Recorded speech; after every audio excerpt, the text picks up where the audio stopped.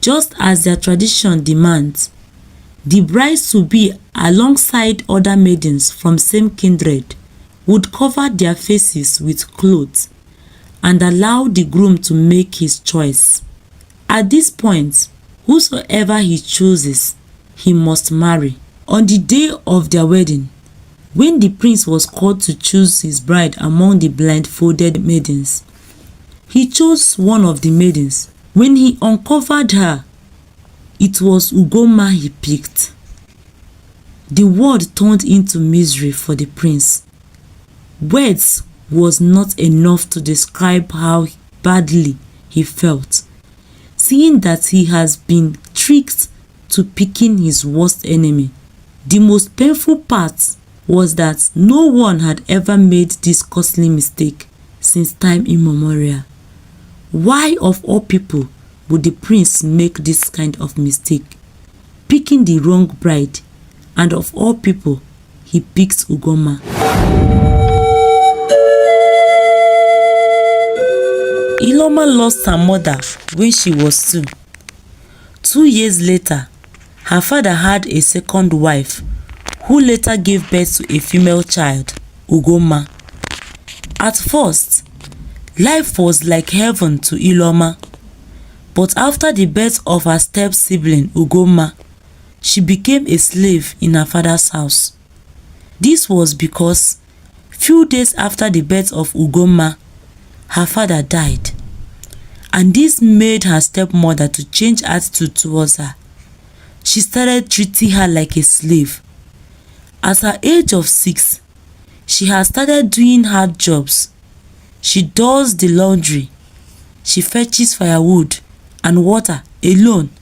She would go to a far distant stream that is in the bush and fetch water alone, regardless of her age. She carries heavy load. While other students goes to school, Iloma stays at home to take care of her sister Ugomma. As a child, she never saw any of this as wickedness or punishment. She believed that it was something she needed to do as the most elderly in the house. As she used to tell people who asked her reason for not going to school, that she would resume school together with her sibling once she comes of age. She believed this her thoughts till one day, Egodi, her stepmother, instructed her to take her daughter to school and return as quickly as possible to do the house chores and go to the farm as well. Iloma was so happy. It seemed she didn't understand the message, so she quickly rushed inside, dressed up in her beautiful uniform, and was ready to go to school with her kid sister, Ugomma. But her stepmother ordered her to go back and remove her school uniform. She said, "Do I look like your mother to send you to school? Why should I send you to school? Education is for kids who has mommy, not for orphan like you. You don't have a mother, neither do you have a father. Why should I waste my money on you? Take my child to school now and meet me in the farm in minutes. Else, you will starve for 7 days." Iloma remembered the experience she once had, the time she starved her for 3 days, just for not fetching water for the day. The fear of being starved again made her took Ugomma to school and did as her stepmother has instructed. The next day, after getting Ugomma ready for school, she pleaded with Egodi to send her back to school, even if it would be just 3 times in a week. But she refused. Iloma cried every day, seeing other children in their uniform going to school, while she is either going to the market or to the farm. She prayed God could provide a helper, but no one seemed to care. She cried the most whenever she remembered how she used to be the best in her class when her father was still alive. One day, while Iloma was in the bush fetching firewood, she saw a little boy in the bush wearing a school uniform. It happened that the little boy ran away from home because he does not want to go to school. He said he hates education and wanted to be a hunter, but her parents would not allow him. Iloma looked at him in a great tenderness and nodded in disagreement to what he said. She said, "Look at me. Do I look happy? I cry every day seeing other children go to school. Why all I do is go to farm, market, fetch firewood or water. At the end, if I fail to do any of this in a day, I would starve for the next day. The most painful part is that even though I am not a student, I visit school every day because I have to take my stepsister to school. And each time I see other children in their various classes learning, I envy them because they have parents and they are going to school too. But look at you, provided with these beautiful opportunities, and you want to throw it away because you wanted to be a hunter. Do you know you can be a hunter and a good student at the same time? All you need to do is whenever you come back from school, you go to hunt. That way, both you and your parents would be happy." The little boy was amazed by her advice, but he pointed out that studying was difficult because he don't understand anything. Iloma offered to be helping him with some difficult topics. The little boy took her advice, thanked her and ran to school immediately. The next day, the little boy went hunting after school and met Iloma in the bush. He begged her to help explain some difficult topics to him, which she did. He asked her how she knew the topic, and she revealed that she used to hide by the corner and learn from some classes each time she took her sister to school, and also in the afternoon she goes early enough so she could listen to some classes before dismissal. The little boy was happy. He offered to help her go back to school. He said he would talk to his parents to help her, but Iloma stopped him. She said, "No need. Even the king had took me back to school after seeing me on the way to the farm while others are in school.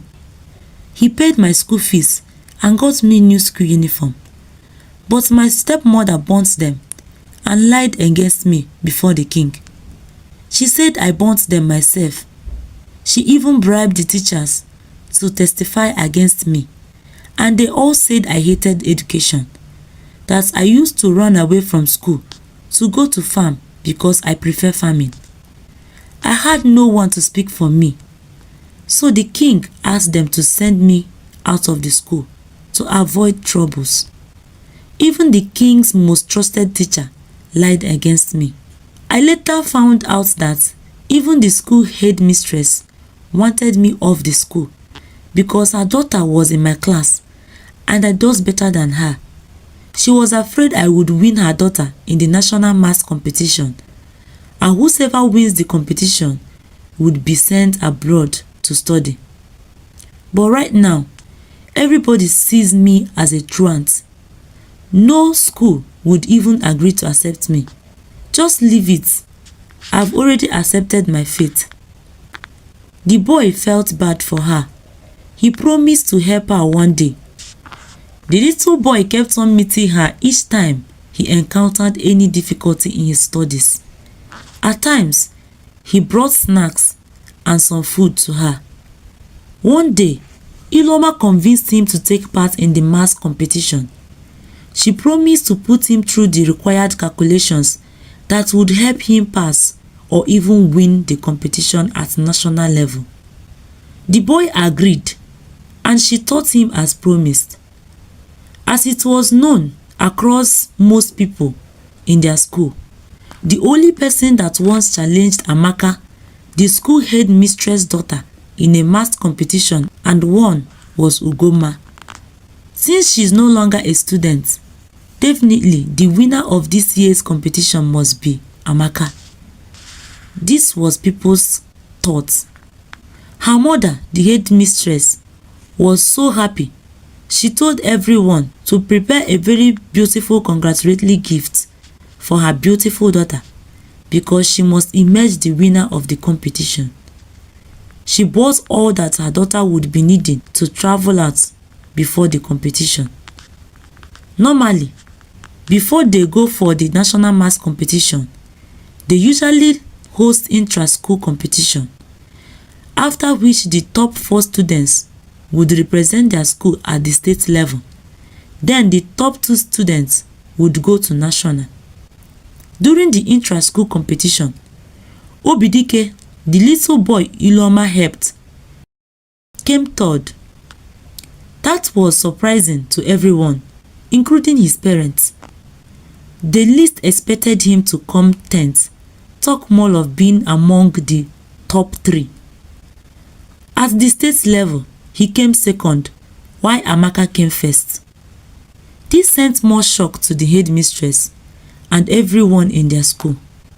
The headmistress called him to her office and said, "Even though your grades has improved to some extent, you can never be a competition to my daughter because she will still beat you at national level." She didn't see him as a threat to her daughter, so she overlooked him. After saying this, Obidike said to himself, "If only this woman knew I just followed Ileoma's instruction and failed some of the questions intentionally, she would be more worried. Well, no matter what, you cannot do anything to me because I am the heir to the throne of Amefo." He left the office smiling at himself. During the national maths competition, Obidike came first. He got the scholarship to study abroad. When their school headmistress heard this, she was so angry. She never expected someone like Obidike could score 100% in a maths competition. Someone who knew nothing before. Since she was the one that took them to the competition center, she decided to abandon Obidike there and go home with her daughter alone. Little did she know that Obidike was the heir apparent to the throne of Amefo, the real prince, but he preferred to live with his maternal grandmother, who allows him to do his hunting after school, because his parents would never allow him to do such. As she was about to drive out with her daughter alone, the king arrived happily to pick his son. He had promised to take him back home by plane if he win the math competition. The headmistress do not know what to say again after seeing how the little boy he despised was honored by the king.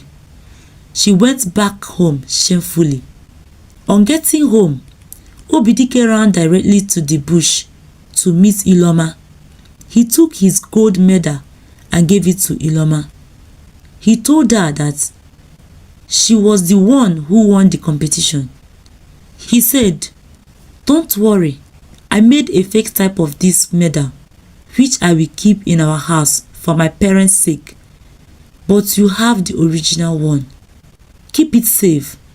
We might not see again till I come back after my studies, because I will be traveling to Lagos tomorrow, and from there, I will be going to abroad to complete my studies. I will be happy if you wait for me till I return." The next day, when Obidike was traveling, he stopped by the bush to see Ileoma. He gave her some money, but she questioned where he got the money from. Then he said, "I know you don't know who I really am, because you chose to call me lost but found, which I allowed you because you really found me. My real name is Prince Obidike, and I am the only son to King Dika from the neighboring village Amefo." Ileoma was surprised. Then his parents called out to him and they left. Years later, Obidike returned from abroad, rich and very handsome young man. He noticed that a lot has changed. He barely recognized some of his classmates back then in primary school. Iloma, on the other hand, has grown to a very beautiful young lady. Even though she still suffered under her stepmother, she was still pretty. Rumor had it that all the suitors that had came for her hand in marriage were all deceived by her stepmother, and they abandoned her. The first thing Obidike did when he came back was to look for Iloma. He went to their usual meeting spot, but the whole place was cleared. So, he went to their house the next day. On getting there, eager to meet her and to avoid mistaking another person for Iloma, since everyone he knew back then has changed greatly, he started shouting her name from the entrance of their house, hoping she would hear him and come to him. Unluckily for him, Ugomma and her mother were outside. They saw him first and recognized him. They wondered why the prince would be looking for a dirty girl like Iloma. Iloma heard the call and answered from the kitchen. But on getting outside, she saw her sister Ugomma hugging a very handsome guy. The person seemed familiar to her, but she's not really sure he was the one. When she asked for the person that called her, her stepmother told her no one and asked her to go back to the kitchen. While she was cooking, she overheard her sister and the mother talking about the gifts the prince brought for her. Ugomma was so happy. She told her mother that the prince took her to the palace and gave her a lot of things. She said he even promised to take her out the next day. Iloma wondered if it was the same Obidike she helped or another person. Later, she asked Ugomma if the young man that visited their house earlier was Obidike, which she admitted. She said, "I know you are wondering why. Well, the prince came looking for you, but when he saw me and saw how dirty you looked from the kitchen, he chose me." This pained Iloma so badly that she went away and cried.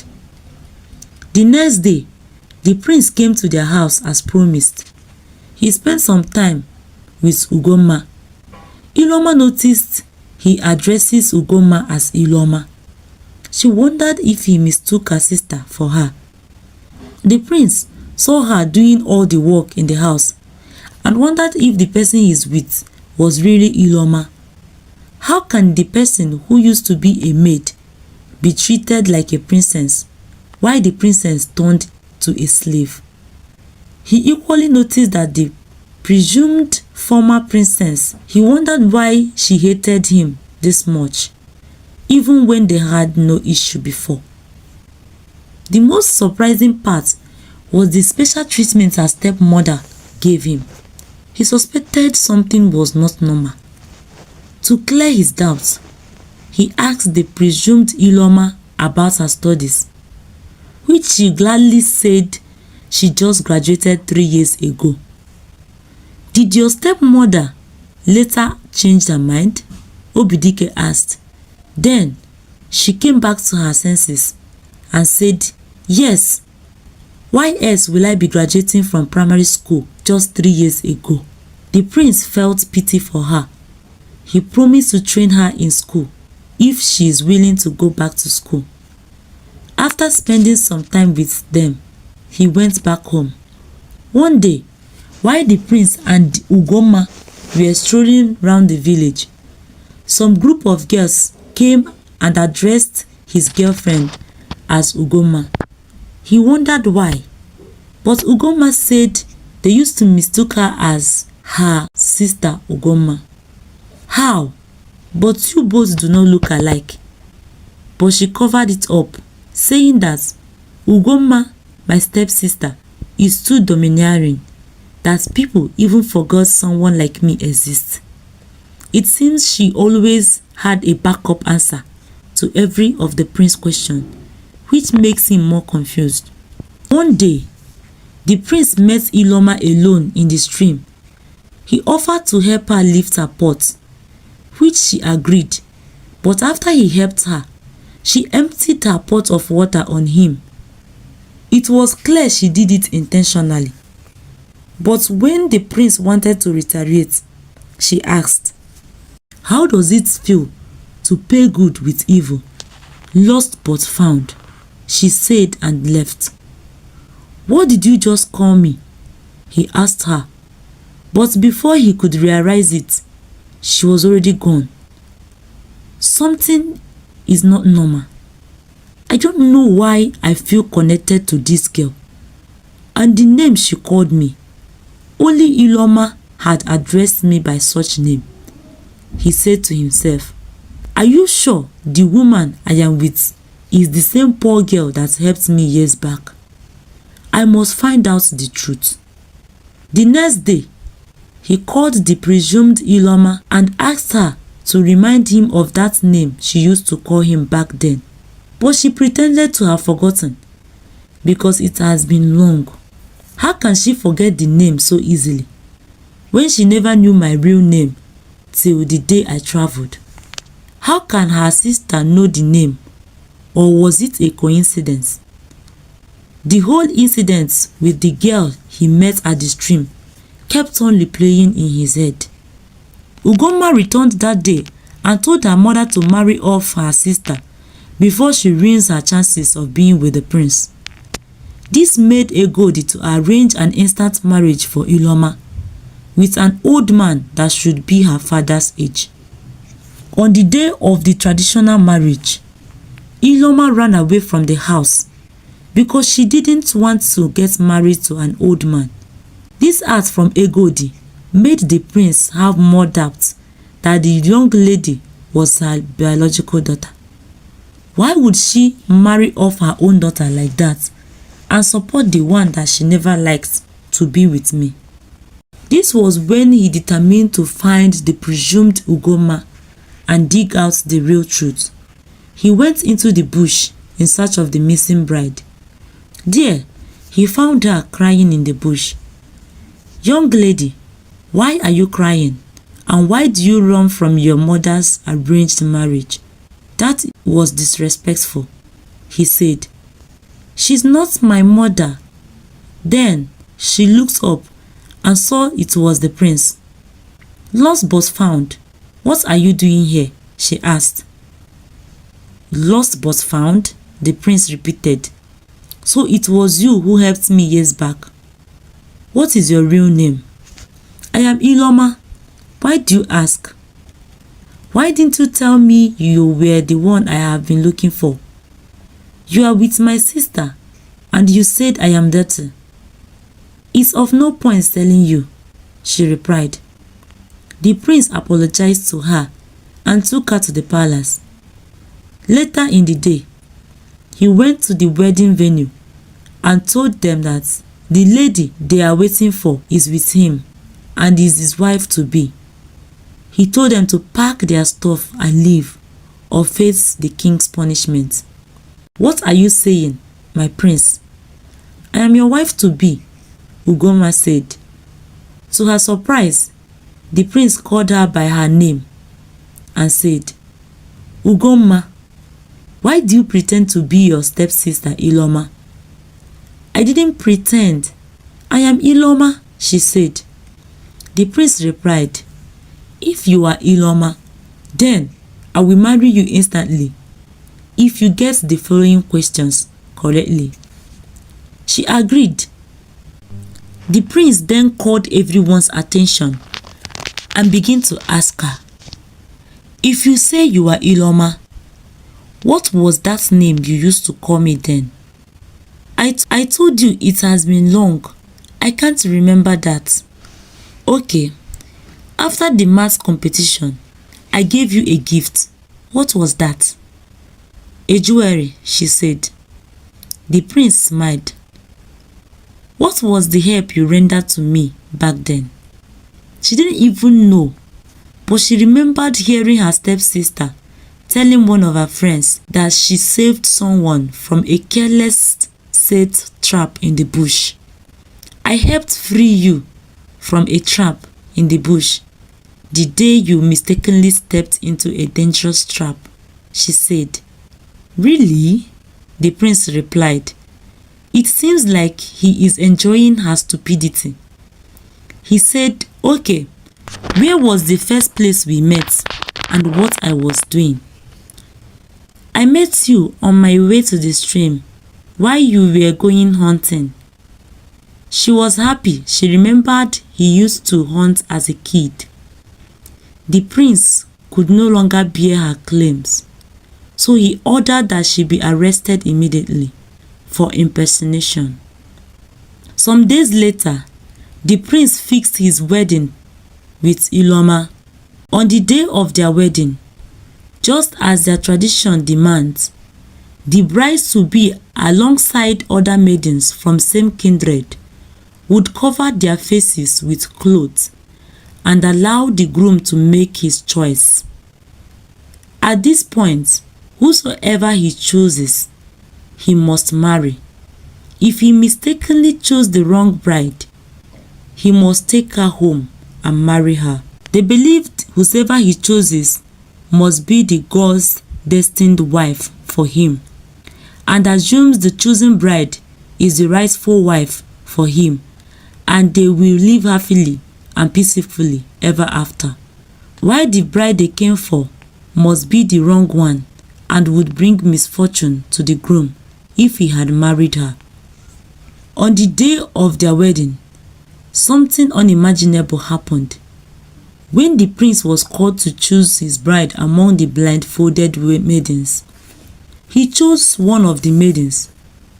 When he uncovered her, it was Ugomma he picked. The world turned into misery for the prince. Words was not enough to describe how badly he felt, seeing that he has been tricked to picking his worst enemy. The most painful part of it was that no one had ever made this costly mistake since time immemorial. Why of all people would the prince make this kind of mistake, picking the wrong bride, and of all people, he picked Ugomma? He felt like strangling her to death that minute. To Iloma, it was like a nightmare. Now that she thought her years of suffering has ended, not knowing she has been daydreaming, she could not bear the shame and disgrace, so she ran away from the venue. Everywhere became cold. It seems the cloud has covered the whole atmosphere, like midnight darkness in the middle of the day. To Ugomma and her mother, their joy knew no bound. They were so happy that things went according to their plans. Iroma ran away from home. She ran into the bush and stayed there for days, crying. Why has God forsaken me? Why do God allow Ugomma and her mother take away everything good that belonged to me? All my inheritance, they took them from me. All that my mommy had left for me, they took them all. They denied me education, and now they had taken away the one thing that makes me happy. What is life without the one I love? Iloma developed serious hatred towards the prince. Someone she has been with. Why can't he recognize her? She felt the prince intentionally chose Ugomma because they had earlier discussed how to identify her in the midst of other maidens, even while covered. But he still chose her. Back to the palace. Since after the wedding, Ugomma never set her eyes on the prince again. She stayed day after day, waiting for the prince to come back to her, but he never did. He has gone out since that day in search of Iloma because he needed an explanation from her. Why would she mislead me to choosing the wrong person? If she had a change of heart about the marriage, she would have informed me earlier than making me choose the wrong person and make a mess of myself. While the prince was in deep thought about the whole scenario, a forest guard ran to him and told him that he saw Iloma in the bush, crying. The guard described the place he saw her to him, but before the prince could get to the place, Iloma has already encouraged herself and decided to head back home. She was ready to face whoever tries to insult or make mockery of her. But to her greatest surprise, people came to console and sympathize with her. Some people brought her food and clothes when they heard she was back. They encouraged her not to give up on hope. This got Egodi angry. She was expecting people to disgrace and make mockery of her, but the reverse was the case. Instead of them despising her, they loved her the more. Ugoma began to parade herself around the village as the princess and queen-to-be. She made people bow for her anywhere they come in contact with her. She also made the women spread their clothes on the ground for her to walk on, be it on the road or in the market. When the prince got the news that Iloma has gone back to her father's house, he went to see her. "Why did you tell that maiden to give me the wrong information?"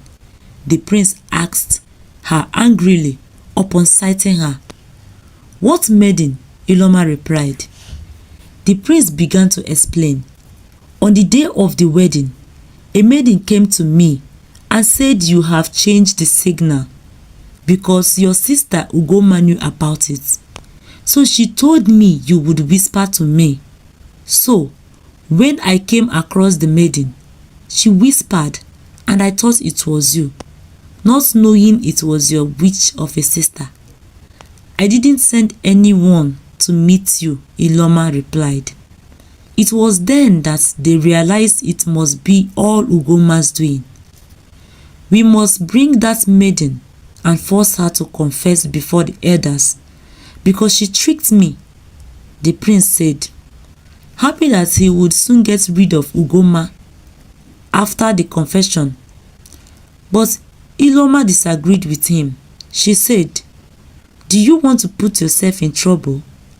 Are you not aware we were not allowed to give signals at all? You are supposed to identify and know my figure, not to make mistakes. There is nothing you can do about it. Even if you present this evidence to the elders, they can do nothing because the choice you made on the wedding day must be the choice the gods had made for you. So you must learn to live with her. You are the one I want, and that is final. If I can't be with you, then I won't be with any other woman, and I won't let you be with any other man," the prince said and left angrily. He went home and confronted Ugoma, but she lied. She pleaded that he give them a chance because she believed the gods ordained them husband and wife and they would bring fortune to each other. Of all that she said, the prince ignored her and walked away. What a stupid constitution. I wish we are from the same village. I would change this your stupid constitution that same day. But I know there must be a way out, which I must find. One day, the prince heard that a rich businessman came for Iloma's hand in marriage. He sent his guards to go and stop the marriage, which they did. Iloma, after preparing for her traditional marriage, looking gorgeous and more beautiful in her beautiful traditional marriage attire, she heard that her husband-to-be got kidnapped on his way. When this happened, people began to murmur.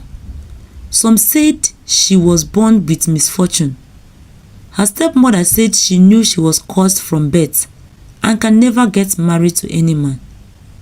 Iloma remembered what the prince told her, that she cannot be with any other man aside him. She suspected he must have a hand in what that had happened to her suitor. The next day, she went to where the prince was staying in order to keep away from Ugoma to confront him. But to her greatest surprise, she saw the prince and her so-called husband-to-be drinking together and chatting. It happened that her suitor was the prince's best friend who came back from the city. The prince found out he was the one after abducting him, and after explaining the situation to him, he understood and agreed to let go.